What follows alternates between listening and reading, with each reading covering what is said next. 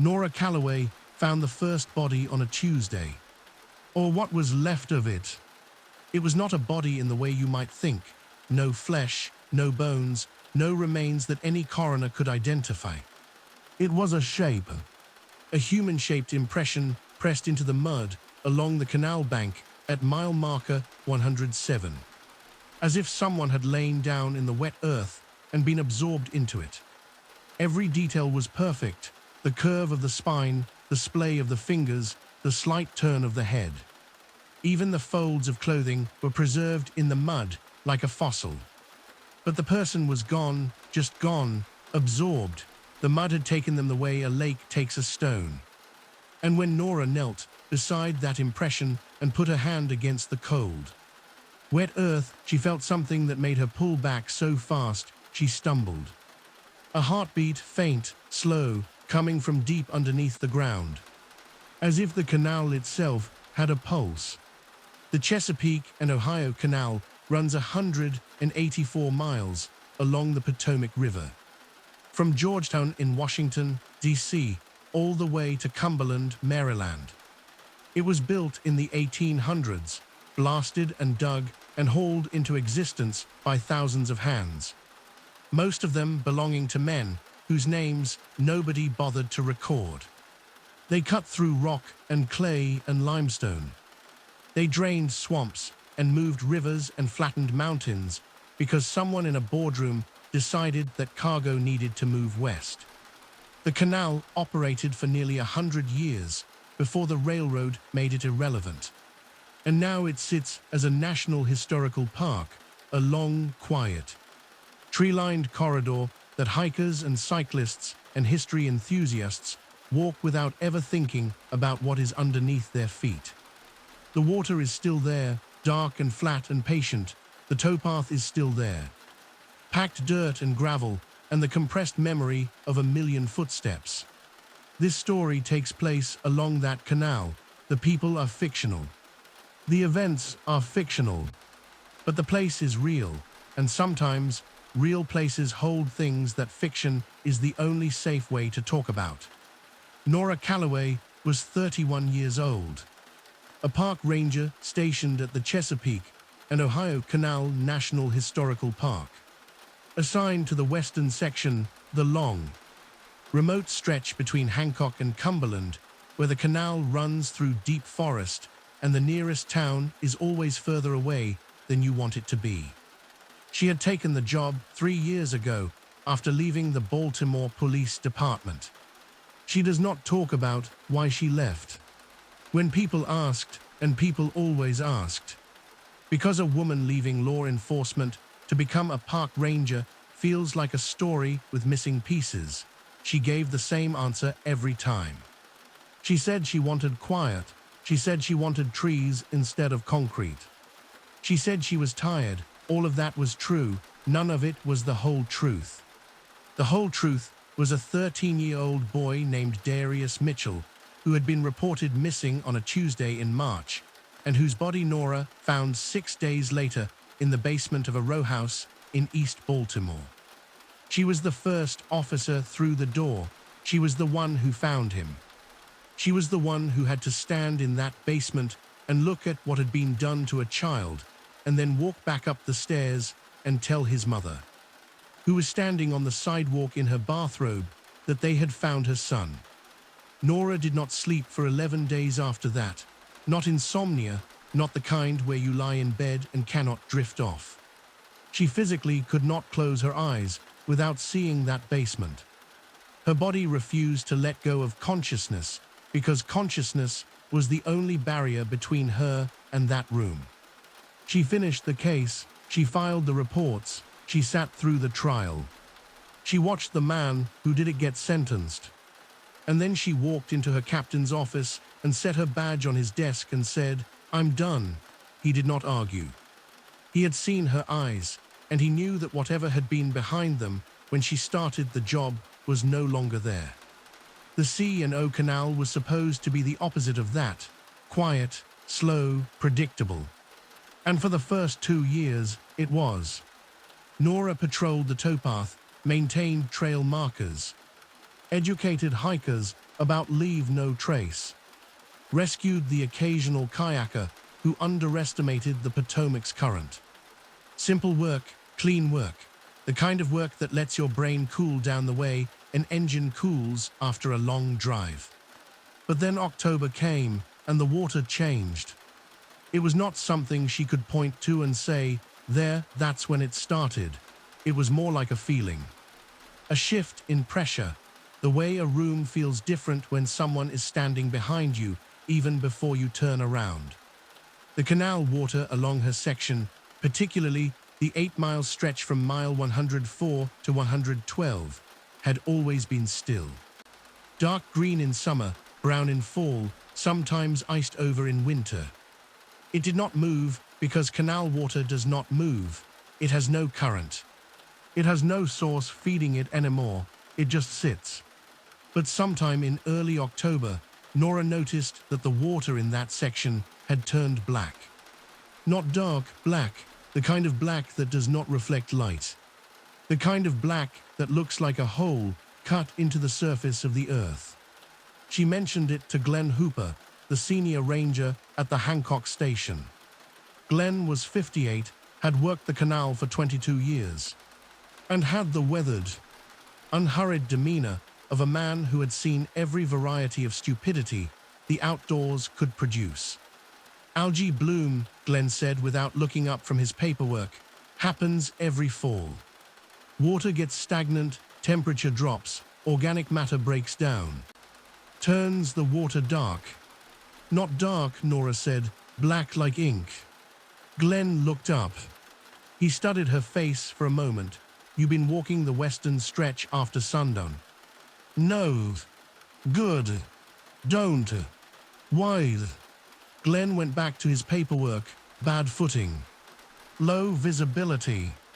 Nora waited for more. There was no more. Glenn had closed the conversation the way he closed everything, with a practical answer that covered the surface and left everything underneath untouched. She let it go. 2 weeks later, on October 17th, a hiker named Paul Dugan was reported missing. Paul was 44, a dentist from Hagerstown, an experienced trail walker who had hiked the entire C&O towpath 3 times in the past decade. He was doing a solo section hike, Hancock to Cumberland, 4 days, camping along the way. He checked in with his wife on the first night, did not check in on the second. His wife called the park service on the morning of the 3rd day. Nora was part of the search team. They started at Paul's last known position, a campsite near mile marker 106, and worked outward. His tent was still set up. His pack was inside. His food bag was hanging properly from a bare line. His boots were beside the tent. His water bottle was half full. Everything was there except Paul. They searched for 4 days. Dogs, drones, volunteers. They walked every inch of towpath from mile 100 to mile 115. They checked the canal. They checked the river.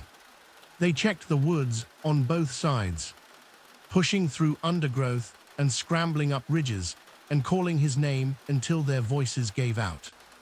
Nothing, no tracks, no clothing, no sign that Paul Dugan had done anything after setting up camp except vanish. The official report listed him as a missing person, probable cause unknown.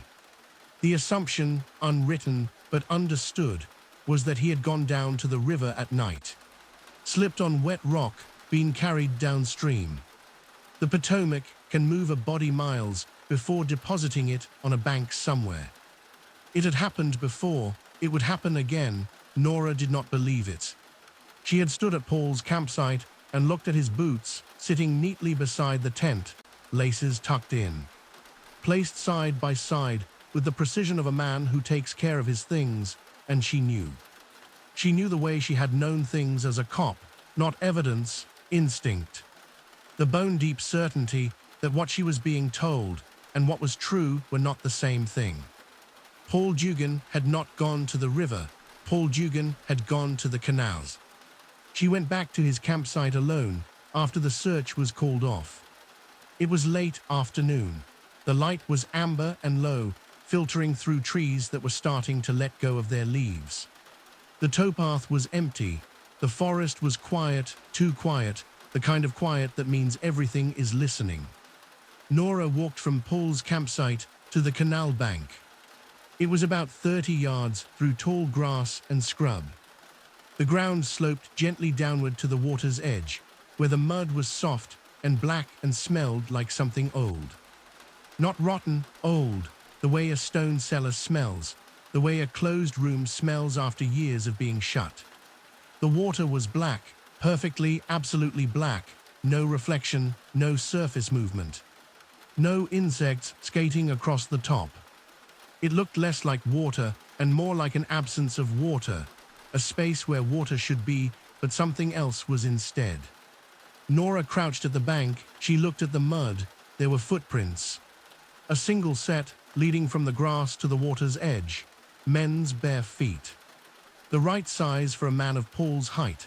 They walked in a straight line, evenly spaced, no stumbling, no hesitation. They walked directly to the edge of the black water and they stopped. No. They did not stop. They continued into the water. Nora could see the last print, half on the bank, half in the water, pressed into the mud at the point where land became liquid. The front of the foot pushed deeper than the heel. He had been leaning forward. Stepping in deliberately, there were no prints coming back out. Nora stared at the water, at the black, motionless surface that held no reflection, not even of the sky directly above it. She pulled out her flashlight and pointed it at the water. The beam hit the surface and died, did not penetrate, did not scatter. Just stopped, as if the water had absorbed it. She reached down and touched the surface with one finger. The water was warm, not lukewarm, warm, like bathwater, like skin. She pulled her hand back. Her finger was clean, no algae, no residue, no discoloration. But the sensation lingered, a warmth that traveled up her finger and into her hand and settled in her wrist like a pulse. Nora stood up and walked back to the towpath and drove to the Hancock station and sat in her truck for 20 minutes with the engine running and her hands on the steering wheel and her mind doing something it had not done in 3 years. It was putting pieces together, cop pieces, pattern pieces. The kind of thinking she had walked away from because the last time she followed it, it led her to a basement. She went inside and pulled the records. In the past 12 years, 7 people had gone missing along the western stretch of the C&O Canal between mile markers 104 and 112. 7 all solo hikers or campers, all during the fall. All between mid-October and late November. All officially listed as missing persons, with probable cause noted as accidental drowning or exposure. None of the bodies had ever been recovered. 7 people, 12 years. All in the same 8-mile stretch, all in the same 6-week window. Nora spread the files across the station's conference table and stared at them. 7 faces looked back at her from photocopied driver's licenses and missing person flyers. Different ages, different backgrounds, different reasons for being on the trail. A retired teacher, a college student. A couple on their anniversary, that was 2 of the 7, a husband and wife who vanished on the same night. A photographer, a veteran, and now Paul Dugan. The only common thread, besides the location and the season, was something so subtle Nora almost missed it. She found it in the incident reports, the initial interviews with friends and family members conducted in the days following each disappearance. In every single case, someone close to the missing person had said some version of the same thing. They had not been themselves lately. The retired teacher's daughter said her mother had been distant for weeks. The college student's roommate said he had stopped going to class and spent hours staring out the window. The photographer's partner said she had become obsessed with water, taking hundreds of photos of rivers, lakes, puddles, rain on glass. The veteran's brother said he had started sleepwalking for the first time in his life. And that twice. His wife had found him standing at the kitchen sink with the faucet running, staring into the drain. Something had been pulling them, not physically, psychologically. Something had gotten inside their heads before they ever set foot on the towpath. And by the time they arrived at the canal, they were already halfway gone. Nora closed the files. She sat in the empty station and listened to the clock on the wall and the wind against the windows and the faint, distant sound of water that she told herself was the Potomac. She told herself a lot of things over the next few days. She told herself that correlation is not causation. That 7 people over 12 years, in a remote section of a 184-mile trail, was statistically unremarkable. That people go missing in national parks all the time. That she was projecting, seeing patterns because her cop brain wanted patterns. Needed patterns, could not accept the formless, random cruelty of a universe where people simply disappear. She told herself all of this, and none of it held. Because at night, when she lay in her small apartment above the hardware store in Hancock and closed her eyes, she heard something, not with her ears, deeper than that. She heard it the way you hear your own heartbeat when a room gets quiet enough, not a sound so much as an awareness of a sound. Water moving water, not the Potomac's rush, something slower, something rhythmic. Like breathing. Like the canal itself was inhaling and exhaling in long, patient cycles. And it had been doing this for a very long time. And it would continue doing this for a very long time. And everything that happened on its surface, the boats, the mules, the men, the hikers, the rangers, was nothing more than a disturbance on the skin of something that ran deep enough to touch the center of the earth. She started dreaming about the canal. In the dreams, she was walking the towpath at night. The trees were black columns on either side. The sky was starless. The only light came from the water, a faint, greenish-blue luminescence that pulsed slowly. Like something alive beneath the surface was glowing. And as she walked, she became aware that she was not alone. That there were figures in the water, standing upright, submerged to their shoulders, facing her. Dozens of them, silent, still. Their faces pale and their eyes open and their mouths slightly parted, as if they were about to speak but had forgotten how. She recognized them, the teacher, the student, the couple, the photographer, the veteran. Paul Dugan, they were all there, standing in the black water, looking at her. And they were not afraid. That was the worst part. They were not suffering. They were not screaming. They were at peace. A terrible, absolute, inhuman peace that had nothing to do with happiness and everything to do with surrender. Nora woke from these dreams drenched in sweat, her sheets twisted around her legs, her mouth dry, her heart slamming against her ribs.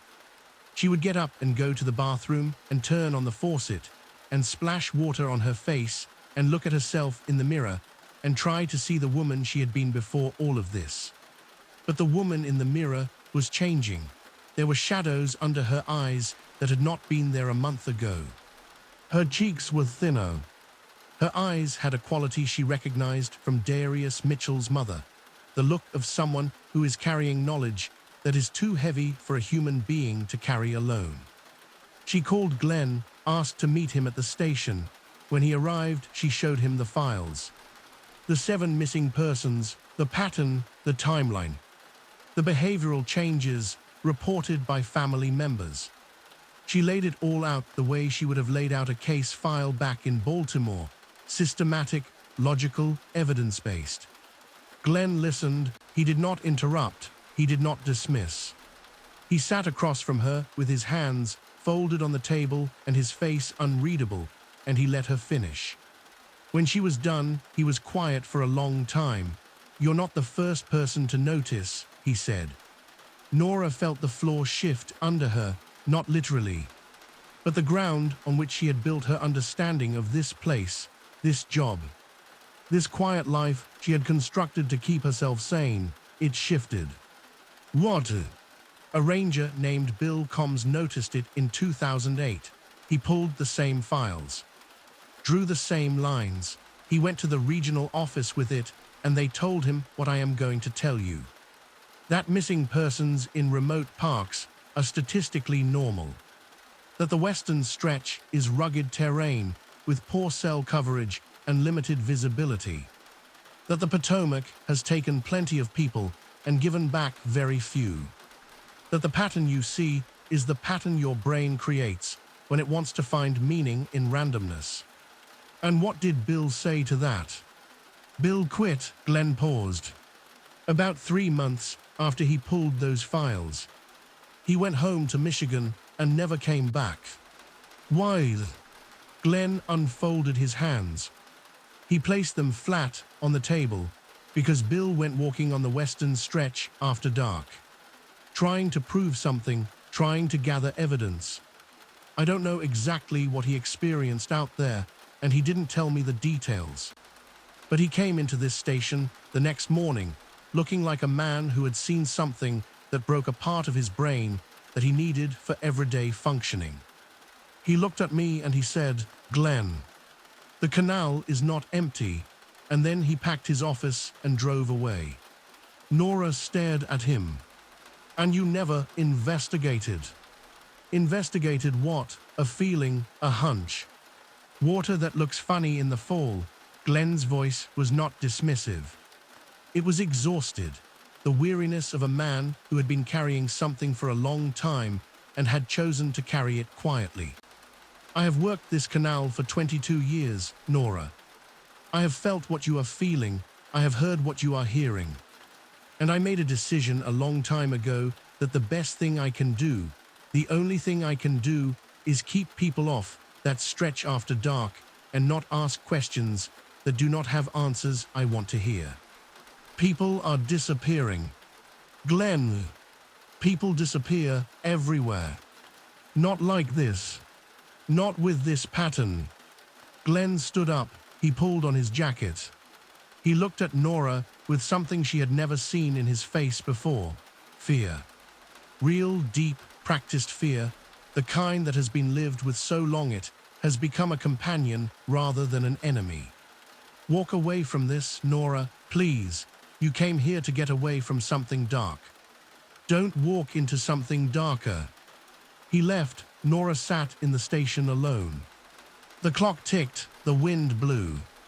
And somewhere in the distance, further away than the Potomac, deeper than the groundwater, older than the canal itself, she heard that breathing. That slow, patient, rhythmic breathing. She should have listened to Glenn. She should have closed the files and locked the cabinet and gone home and gone to bed and gotten up in the morning and done her job and let the canal keep its secrets. But Nora was not built that way. She had never been built that way. It was the thing that made her a good cop and a terrible human being. The inability to leave a door closed when she knew there was something behind it. Even when the last door she opened had contained a dead boy in a basement, even then. The need to know was stronger than the need to be safe. On October 29th, at 7:30 in the evening, with the sun already down and the sky purple-black above the trees, Nora Calloway parked her truck at the trailhead near mile marker 104 and started walking west. The towpath was different at night. Everything she knew about it, the way the trees framed the sky, the way the gravel crunched under her boots, the way the canal sat to her left like a long, quiet companion, all of it was the same, but the meaning of it changed. Daylight made it a trail, darkness made it a corridor. A passage between 2 points with no way out except forward or back. She walked for about 40 minutes, mile 105, mile 106, the forest closed in.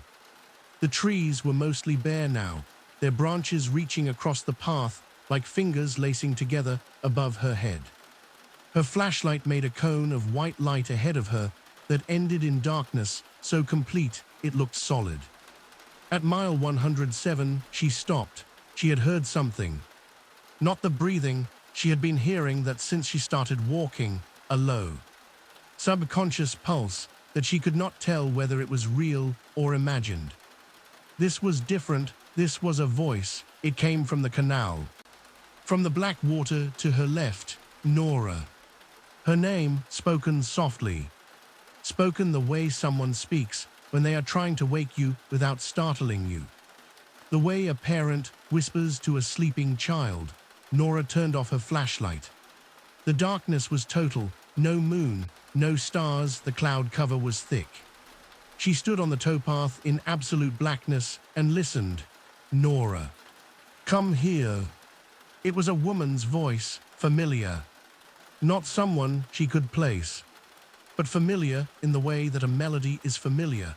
You cannot name the song, but your body recognizes it. Who's there? Nora said. Her voice sounded small, swallowed by the trees and the dark and the water.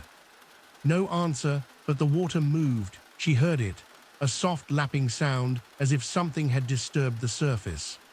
Not a splash, not a ripple, a movement like something rising. Nora turned her flashlight back on and pointed it at the canal. The beam hit the water and stopped. That same dead absorption she had noticed before.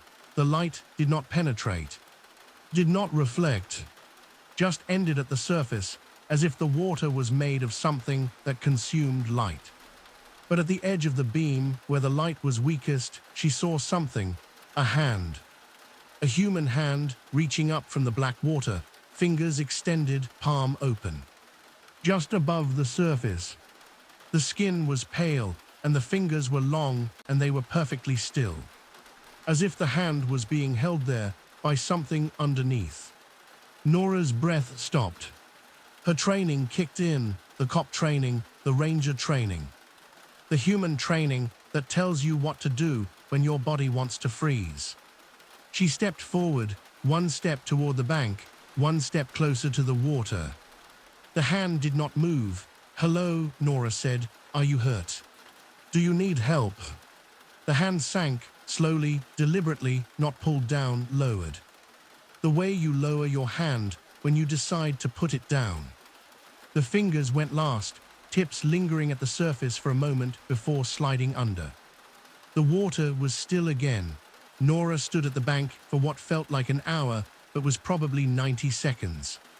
She swept her flashlight across the surface. Nothing, black water, still, patient. She made herself breathe, made herself think. Then she did something she would never be able to fully explain. Something that went against her training, her experience, her survival instinct, and everything Glenn had told her. She knelt at the bank, reached down, and put her hand in the water. The warmth hit her immediately. That same impossible warmth, not hot, not uncomfortable, but present. Like holding a living thing. The water closed around her fingers and her wrist, and she felt something that made every hair on her body stand up. Connection, that was the only word for it, a sense of being plugged into something vast and old and aware. The water was not just water, it was a medium. A substance through which something was communicating, the way electricity communicates through wire. And in that connection she felt them, all of them, the teacher, the student, the couple. The photographer, the veteran Paul Dugan, and others, many others. Going back further than 12 years, going back to the canal's beginning. The workers who built it, the boatmen who worked it. The mules that walked the towpath until they dropped. All of them absorbed into the water, dissolved into it. Existing in a state that was not life and not death, but something else entirely. Something the canal had invented for them, a kind of preservation, a keeping. The way a jar keeps fruit, not alive but not gone, and they were not unhappy. That was the thing that nearly broke Nora. They were not suffering. They were not trapped, they were held. Suspended in the warm dark, with the weight of the earth around them, and the slow pulse of the canal moving through them like a heartbeat. They were at peace, And the peace was real, and it was terrible. Because it was the peace of surrender. The peace of giving up the unbearable weight of being alive and sinking into something that asks nothing of you except that you stay. Nora understood then. She understood why the hikers walked barefoot into the black water. Why they left their boots behind. Why they went willingly, without struggle, without fear. Because the canal did not take them, it offered them something, rest, real rest. The kind of rest that the living can never find, because living means carrying. Always carrying, and the weight never gets lighter, it only shifts. And she understood why it was calling her specifically. Because Nora Calloway was carrying something, had been carrying it for 3 years. The face of a 13-year-old boy in a basement, the sound of his mother's scream. The weight of having been too late, the guilt of surviving when someone else did not. It was the same weight that had driven her from Baltimore, that kept her awake at night, that sat in the back of her skull like a stone. The canal knew, the way a predator knows which animal in the herd is limping. It had tasted her grief through the water, through the ground, through whatever invisible threads connected the living to the landscape beneath them. And it was offering her the one thing she could not find on her own. A way to put the weight down. Nora felt her body leaning forward, felt her knees pressing into the soft bank, felt the warmth traveling up her arm and across her shoulder and into her chest where it met the cold, hard knot of everything she had been carrying, and began to soften it. Dissolve it, the way warm water dissolves salt. It would be so easy, one more step. Lean forward, let the water take the weight, let it hold her the way it held the others. No more basement, no more boy, no more guilt, no more dreams. Just warmth and dark, and the slow, steady breathing of something that had been waiting for her since before she was born. Nora closed her eyes. She saw Darius Mitchell, not the way she found him. The way he looked in his school photo, the one his mother had given to the news stations. Smiling, front tooth missing, wearing a blue polo shirt that was one size too big. He looked like a kid who had not yet learned that the world could hurt him. And she heard his mother's voice, not the scream, the other thing. The thing his mother had said to Nora 3 weeks after the funeral. When Nora went to the house to return some of Darius's belongings that had been held as evidence. His mother had opened the door and looked at Nora and said, "You found him. You brought him home, that's all I wanted, for someone to find him." Nora had never let herself hear that. She had only heard the scream, only held the horror. She had taken the worst moment and welded it to her identity and let it define everything that came after. But his mother had not blamed her. His mother had thanked her. Nora opened her eyes. She looked at her hand, submerged in the black water up to her forearm. She felt the warmth. She felt the pull. She felt the promise of release, real and huge and close enough to step into. And she pulled her hand out. The water resisted. Not physically, there was no grip, no suction, no hand grabbing her wrist. But the warmth clung. It did not want to let go. It held onto her skin the way heat holds on to metal, radiating, insisting, saying stay, stay, stay. Nora pulled harder. Her hand came free. The cold November air hit her wet skin, and it hurt. It hurt the way waking up from a beautiful dream hurts. The way reality hurts when the alternative is so much softer. She stood up. Her legs were shaking. Her arm was dripping. The water on her skin was already cooling, turning from that impossible warmth to ordinary cold. She stepped back from the bank. 1 step, 2, 3, back onto the towpath. Back onto solid ground. The canal was still, black and still and silent. But just before she turned to walk back, she heard it one more time, the voice. The woman's voice, and this time she recognized it. It was her own voice. Speaking from the water, speaking from the dark. "It's okay to rest, Nora." And Nora answered out loud to the water, to the canal. to whatever ancient, patient, hungry thing lived inside it. She answered with her voice shaking and her eyes wet and her hand clenched at her side. Not like this.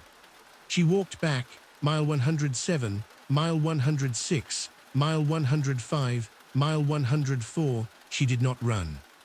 She walked the same way she had walked in, steady, deliberate, one foot in front of the other. The breathing sound faded behind her, the darkness thinned, the trees opened up. She reached her truck and got in and started the engine and sat in the cab with the heater running and looked at her hand. It was clean, dry, no residue, no mark, as if the water had never touched her. She drove to the station. She sat at the table with the 7 files spread in front of her and she wrote a report. A real report, everything she had experienced, everything she had felt. Every detail documented in plain, clear language. She put it in an envelope and sealed it and wrote on the front, "For the next ranger who notices." She put it in the cabinet with the files. Then she called Glenn. "I went to the western stretch," she said. Silence on the other end. "I know what's there." More silence. "I'm not quitting." Glenn exhaled, a long, slow breath. "Why not?"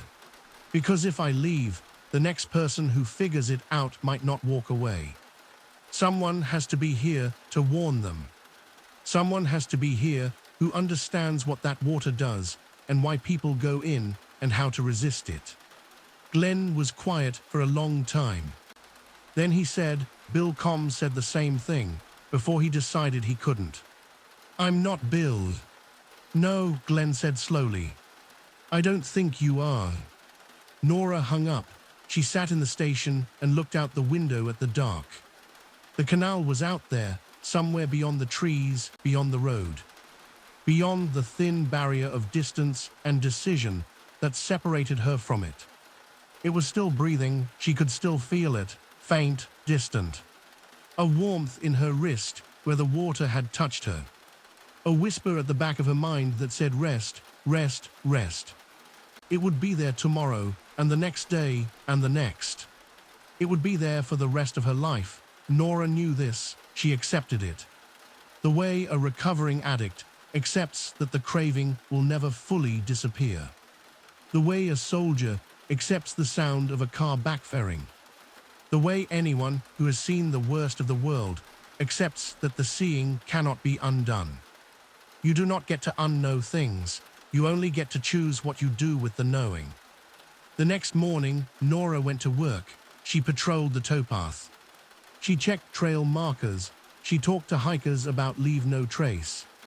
She smiled when it was appropriate, and she was firm when it was necessary, and she did her job. At mile marker 107, she stopped.